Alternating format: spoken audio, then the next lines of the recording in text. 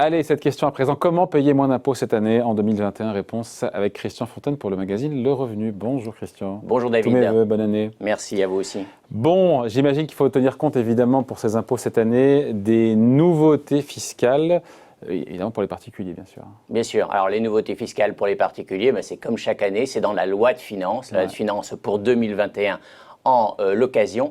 Et alors, c'est d'abord une loi de finances un petit peu de soulagement pour les particuliers. Pourquoi? Parce qu'il n'y a pas d'impôt Covid. En tout cas, pour l'instant, il n'y a pas d'impôt Covid. On verra dans les années à venir.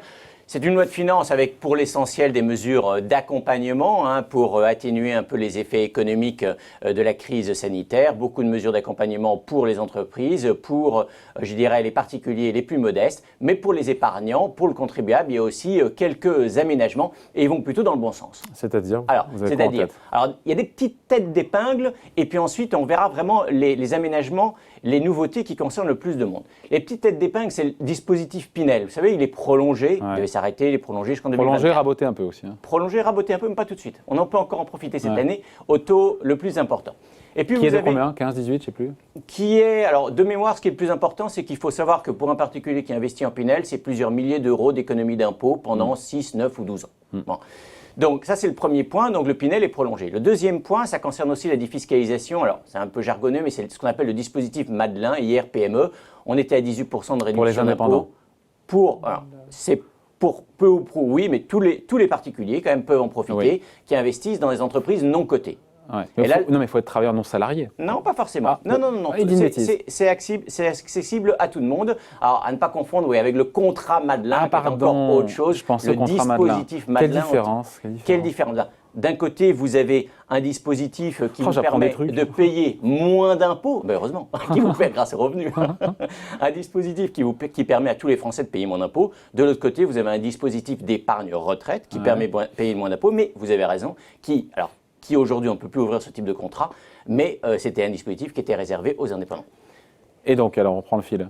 Troisième nouveauté. Troisième nouveauté, ça va très vite, c'est le fameux crédit d'impôt si vous installez une borne de recharge pour véhicules électriques à la maison, plafonné à 300 €. Il faut savoir, ça existe. Bon. Ceci dit, la principale nouveauté, il y en a encore d'autres, mais la principale nouveauté qui concerne très certainement bon nombre de vos auditeurs, ça concerne, ce n'est pas forcément dans la loi de finances, mais ça concerne la réduction de 30%, qui est annoncée depuis longtemps, de la taxe d'habitation pour les 20% de contribuables les plus aisés. Oui, mais ce n'est pas nouveau, ça on le sait. Non, sauf que pour les 20% en question, ça commence cette année. Voilà, c'est nouveau. Et la deuxième nouveauté, c'est que vous pouvez en profiter. Non pas, vous ne devez pas attendre ce qu'on appelle historiquement les feuilles d'automne, c'est-à-dire en fait les avis d'imposition qui tombent en septembre, octobre, novembre. Vous pouvez, si vous êtes mensualisé, il y a beaucoup de Français, beaucoup de contribuables qui sont mensualisés pour leurs impôts locaux. Dès maintenant, impôts.gouv.fr, votre espace personnel, et vous pouvez en profiter. Réduire d'un tiers ces mensualités donc. Voilà, pas négligeable. Pas du tout. Bon, surtout chez vous. Pour bon nombre, encore plus chez vous, je parle. Mais pour bon nombre de Français, pour généraliser, les impôts locaux payent souvent plus lourd que l'impôt sur le revenu. Et dernière nouveauté, alors ce n'était pas dans la loi de finances, mais c'était dans la troisième loi de finances rectificative pour 2020, ça remonte un peu avant, mais on peut toujours en profiter. Depuis août 2020 et jusqu'en juin 2021, on est vraiment au milieu du gué, vous pouvez transmettre 100 000 € hors impôt, en plus de tous les dispositifs qu'on connaissait déjà, à vos enfants ou à vos petits-enfants. Quelle que soit l'affectation de cette somme. Alors non. Il y a toujours des conditions. Vous connaissez le législateur. Le législateur a raison. Il faut mettre des garde-fous. Et donc, les garde-fous, c'est qu'il faut utiliser ces 100 000 € pour monter sa boîte. Pour monter votre boîte. Vous pouvez l'investir des travaux de rénovation énergétique dans votre résidence principale. Ou alors, vous pouvez faire construire un logement. Donc, ça faisait partie d'un package de soutien au logement et à l'immobilier d'une façon plus générale. Sur ces placements, comment payer moins d'impôts? Alors, c'est une question évidemment pratique.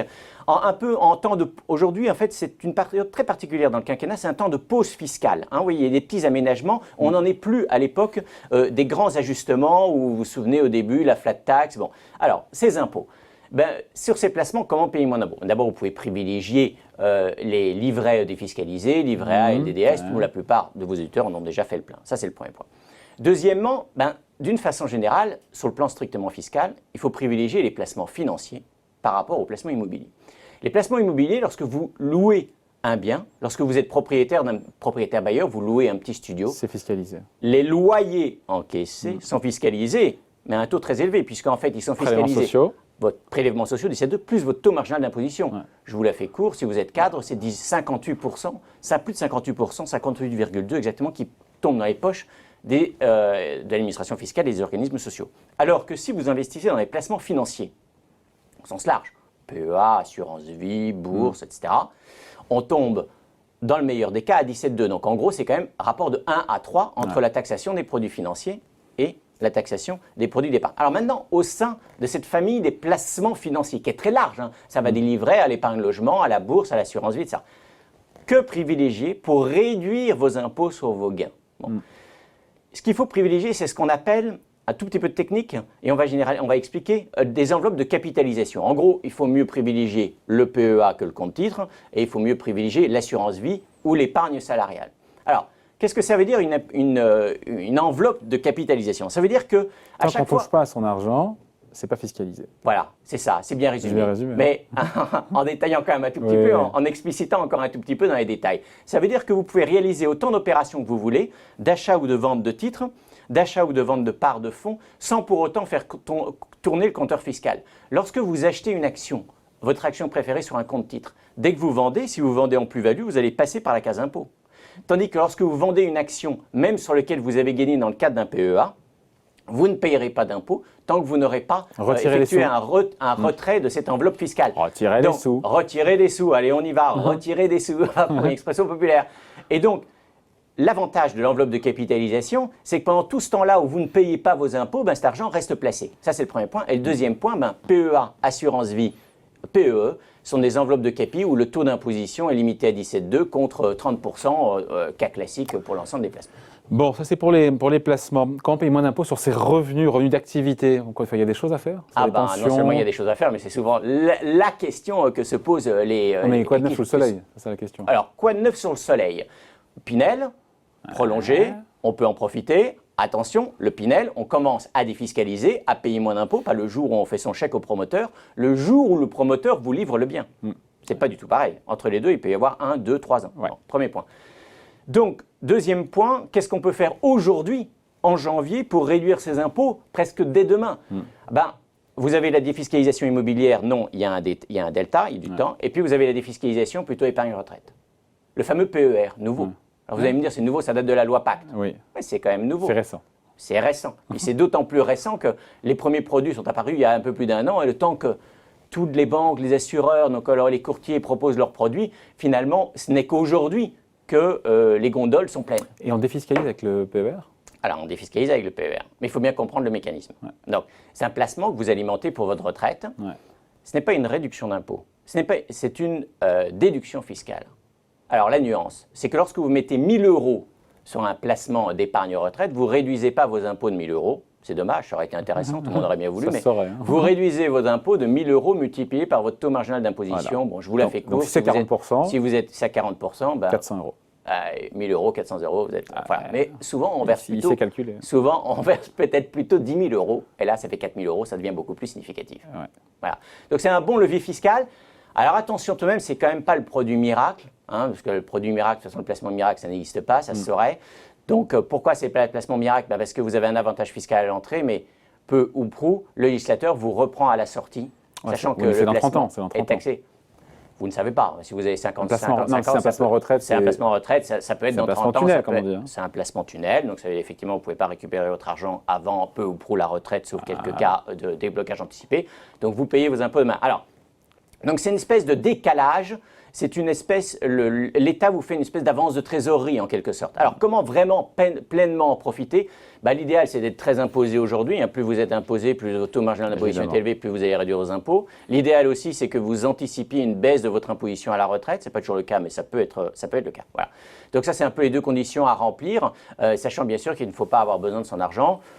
Voilà, après ça, les questions qui se posent, il y en a plein. Les questions de savoir évidemment quel produit choisir, puisqu'il y en a une cinquantaine sur la place. Donc, voilà. Ça sera l'objet d'une autre émission, on en garde un petit peu sous le coude. On se quitte là-dessus, on se dit quoi sur peut-être les règles d'or pour bien défiscaliser, ou qu'est-ce qu'on a oublié pour bien défiscaliser payer moins d'impôts cette année? Les règles d'or, je pense qu'on a oublié 2-3 choses. La première chose, c'est de rappeler que les avantages fiscaux en France sont plafonnés à 10 000 € depuis 2009. Donc, on calcule bien son reste à défiscaliser, plafond et fiscal, sachant que le PER dont on vient de parler est hors niche fiscale. Ça, c'est la première chose.